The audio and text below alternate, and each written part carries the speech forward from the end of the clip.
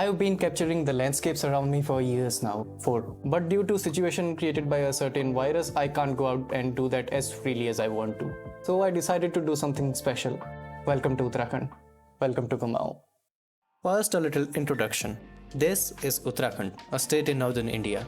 Uttarakhand is a mountainous state with a crazy altitude variation, ranging from a mere 187 meters to more than 7,800 meters. Well, based on cultural divisions in the state, there are two administrative zones, Kumaon and Garhwal. Mind you, there are more cultural and even ethno-linguistic groups, but Kumaon and Garhwal are the major sort of umbrella regions.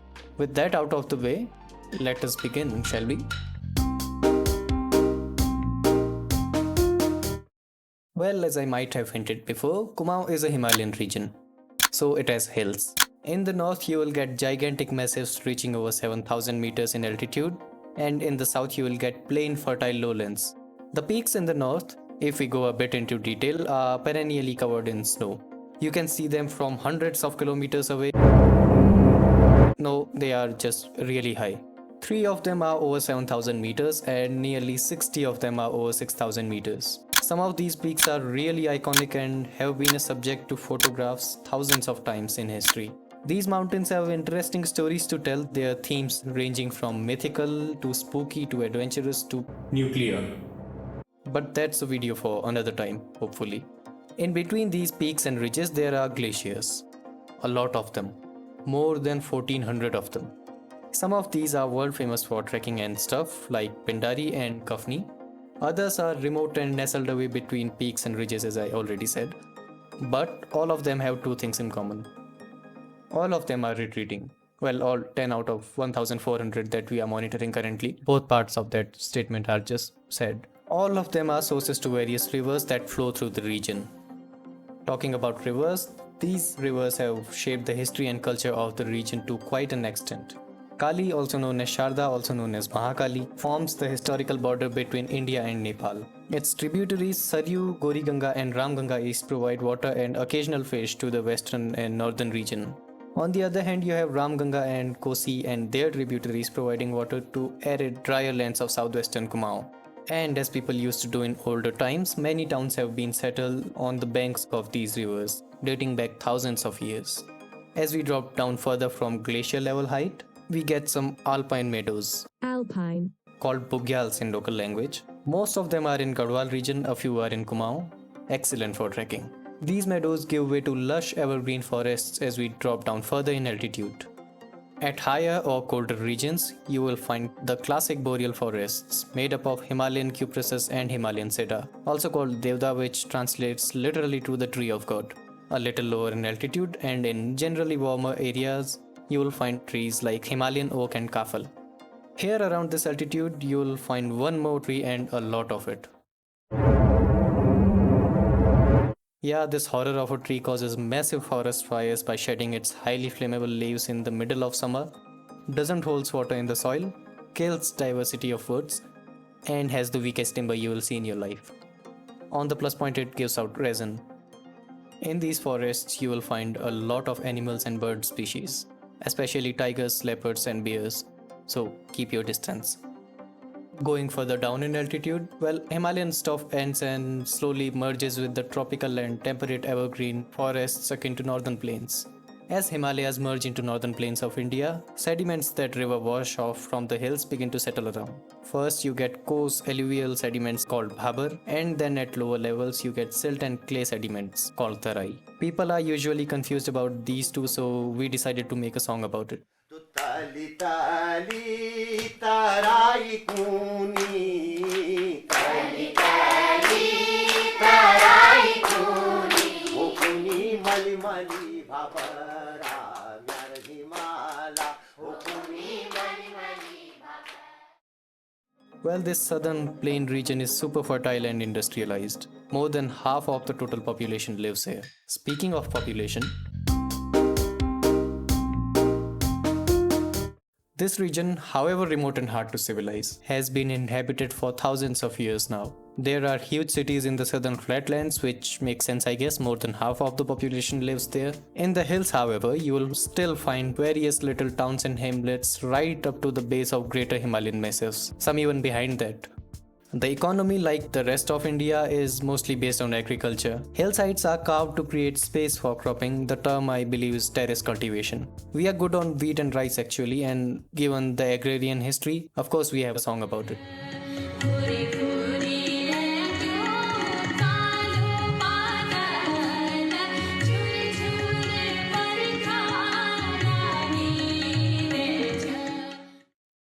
Then you have tourism because people love hills. Popular destination towns like Nainital are literally closed off in summers. As the sign says, Nainital is full. Pretty much the same goes for Munshari in New Year because people love snow. Talking statistics, Uttarakhand as a state is doing fine, I guess. Comparing with Uttar Pradesh, the state from which Uttarakhand was separated in the year 2000, Uttarakhand beats UP in pretty much every per capita metric there is. But most of the economical part of that advantage is limited to the plains. Transportation wise, the railways are again limited to the south. Roads are everywhere except in the most remote regions, and only 2 airports are operational right now. One again in the plains and one near the city of Pithoragarh. If you want to visit the region, roads are your best bet. But if you do want to come here, there are many things to see, I assure you. Of course, we have the British settled city of Nainital, so do enjoy a good walk on the Mall Road by the lakeside, or go on a trek to China Peak, or go on a boat ride, whatever you feel like. In fact, we have our own little lake district, so suck it England. Not your type? Go north, visit Ranikhet, another British settled town. Go for a hike in lush evergreen forests. Enjoy a 180-degree view of Himalayan peaks. Get scammed in buying a pine cone for way too much when you can find countless of them scattered all over. Seriously, a pine cone? A fucking pine cone?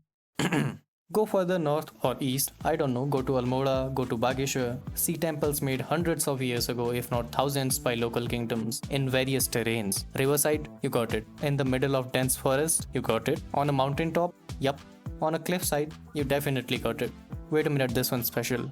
This is Sun Temple of Katarmal. The temple is actually dedicated to Shiva but is called Sun because of a neat little trick up its sleeve. You see, 2 days a year on sunrise, sun rays go straight through this hole in the front structures and illuminate the inner sanctum called Garbhagriha. Aligning stuff with celestial stuff. Never seen that one before. Don't care much about religion? Go to Pithoragarh, visit the Gorkha fort. Go to Champawat, visit some other forts. Go to Kausani, visit ashrams where this dude spent quite a bit of his time. Go to Munshari in New Year's. Visit Bageshwar in January if you are into local culture and handicrafts. Traders from all across the land come to sell their goods, pets, and latest plastic Chinese toys. Visit the centuries-old markets of Almora covered in stone slabs and embellished with traditional woodwork. Go on high-altitude treks to the glaciers we talked about. To forgotten lands, see the waterfalls and forests. Just make sure you are not eaten alive because that's a thing there.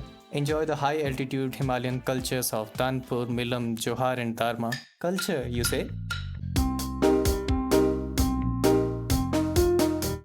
Okay, to summarize history quickly, local little kingdoms emerge. Katyuri kings gain power all over Uttarakhand, make Joshimath their capital first, but then later shift to Bajnath. This whole valley is still called Katyur Valley, by the way. They build temples all around and then they go under. New powers emerge in Garhwal and Kumaon. Kumaon is united by Chand dynasty. Almora is made capital later on. Garhwal goes its separate way and both cultures develop their own different stuff like language and clothing and ways of agriculture. Kumaon prospers, builds some more temples here and there, and sends military expeditions to north, east and west to Garhwal, losing quite a lot but generally gaining success. Chand dynasty weakens over time and their capital Almora gets invaded a bunch of times by Rohilla Afghans in south and one time quite hilariously by Naga Sadhus. Yup, hardcore hermits and ascetics.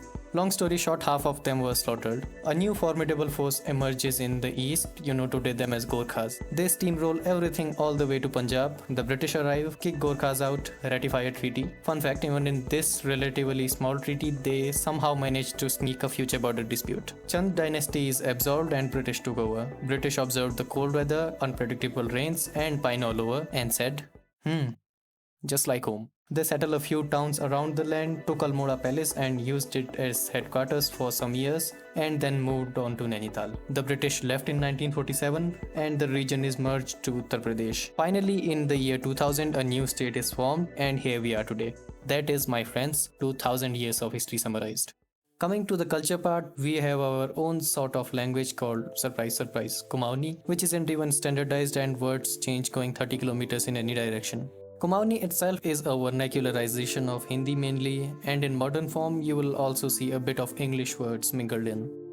This is the ceremonial dress that you will see either in festivals or marriages, and busting a myth, this cap is native to Himachal and Jaunsar. Men in Kumaon and Garhwal usually wear Gandhi topi, which is often black in color and sometimes embroidered lightly. Coming to music, we have a very bright music tradition. This musical tradition shows itself the most in Festival of Holi, where traditional songs in Hindustani style mixed with a certain hilly flavor are sung for weeks until Holi. Let me give you a live example in this modern rendition of a really old song by Kedarnath.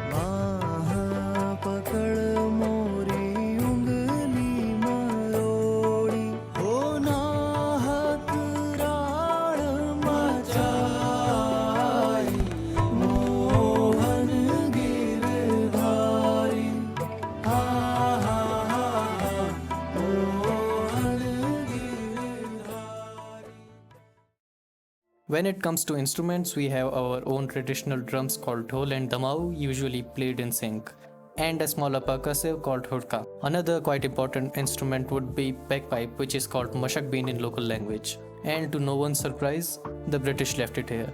Now it is assimilated into our culture to such an extent that people usually assume this is native to the land.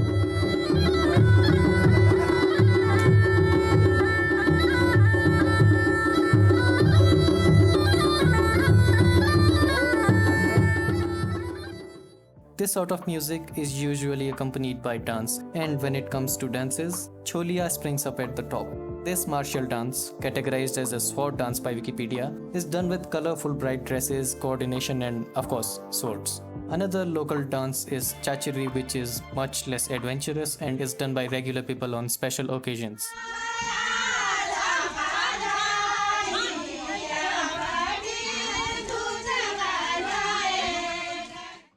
The houses in the region were usually built with stone blocks layered with mud to keep the weather out. The roof was also layered with wood inside and stone slabs called pathar outside. There is, or rather was, a very strong woodworking tradition in the hills. Coming to folk art, this is a more famous one called appan. Paintings done with paste made from rice flour on the bright red walls, often layered with red soil called geru. Well, I think that's a good point to stop. For now, this land and its people would entertain you if you choose to visit. We welcome you, just don't litter here and there, and please drive like a normal person. I'll meet you next time, hopefully. Thanks for watching. Bye for now.